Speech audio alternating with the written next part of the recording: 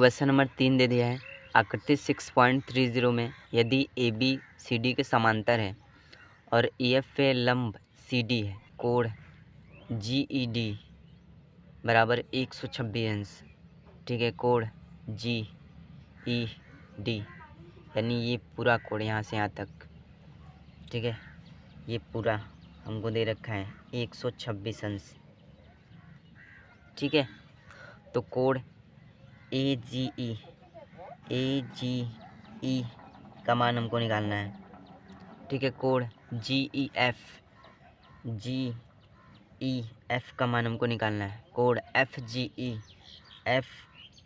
जी और ई का मान हमको निकालना है। क्वेश्चन नंबर 3,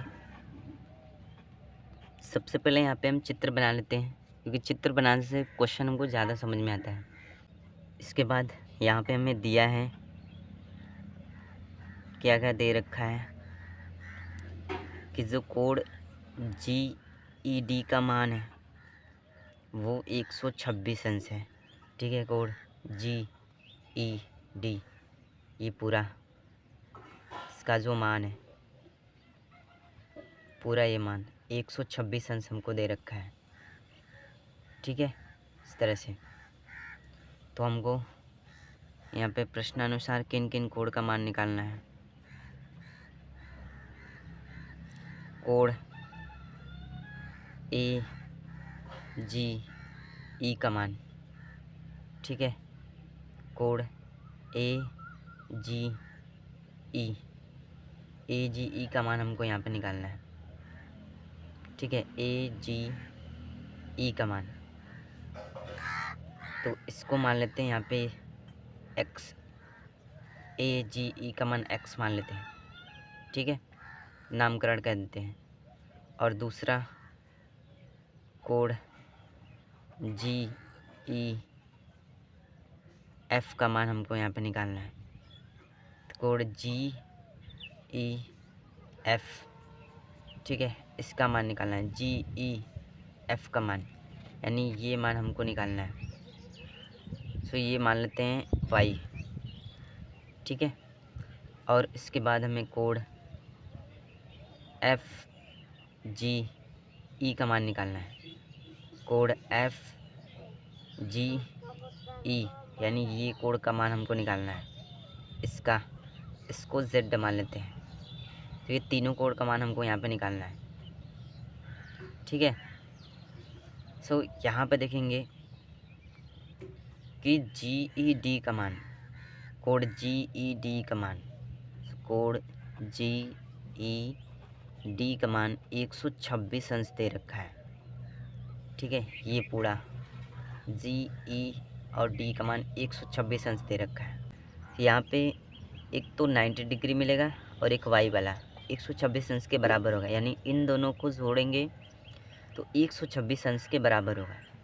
ठीक है, जैसे यहाँ पे 90 प्लस के वाई करेंगे तो 126 होगा। यहाँ से हमको वाई का मान मिल जाएगा।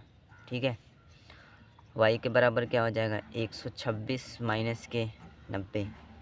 वाई के बराबर क्या होगा, 126 में से 90 को माइनस कर देंगे, ये हमारा हो जाएगा 36 अंश। वाई का मान तो हमारा निकल गया। ठीक है, अब बचा है एक्स का मान और जेड का मान। ठीक है, ये दोनों मान बचा है। अब चूँकि यहाँ पे देखेंगे कोण जी ई डी जो दिया है, ये कोण, ठीक है, इस कोण के बराबर होगा, इस वाले कोण के बराबर होगा। जो एक्स वाला कोण है वो एकांतर कोण होगा कि कोण ए जी ई जो है वो बराबर है कोण जी ई डी के। ठीक है, एकांतर कोण से, एकांतर कोण, तो यानी इसका मान बराबर होगा। ए जी का मान भी 126 अंश हो जाएगा, यानी x के बराबर 126 अंश। x का मान भी हमको पता चल गया, y का मान भी हमको पता चल गया। अब बचा है z का मान। तो यहाँ पे देखेंगे z का मान तो बहुत ज़्यादा सिंपल से निकल जाएगा, क्योंकि जो z है ना वो एक रैखिक पे बना कोण है, यानी x और प्लस z एक रैखिक पे जो कोण बनता है वो 180 अंश के बराबर होता है। एक्स प्लस जेड बराबर 180 अंश करेंगे तो यहाँ से एक्स का मान आसानी तरीके से मिल जाएगा। एक्स प्लस जेड के बराबर 180 अंश, ठीक है। एक्स का मान अभी हमने 126 अंश निकाला, प्लस जेड का मान पता नहीं निकाल रहे हैं 180 अंश। जेड के बराबर यहाँ पे क्या हो जाएगा, ये 180 माइनस के 126, जेड के बराबर माइनस कर देते हैं, 10 में से 6 गया 4, ठीक है। ये 5 आएगा 54, जेड का मान 54 अंश, ठीक है। ये आंसर हो जाएगा। एक्स का मान कितना आया था 126, जेड का मान कितना है, वाई का मान यहाँ पे कितना आया था 36। तो तीनों मान हमको निकालना था और हमने तीनों मान आसानी तरीके से निकाल दिया। वीडियो पसंद आया तो वीडियो को लाइक कर दीजिएगा, साथ ही हमारे चैनल पर नए तो चैनल को सब्सक्राइब कर दीजिएगा। Very very thank you.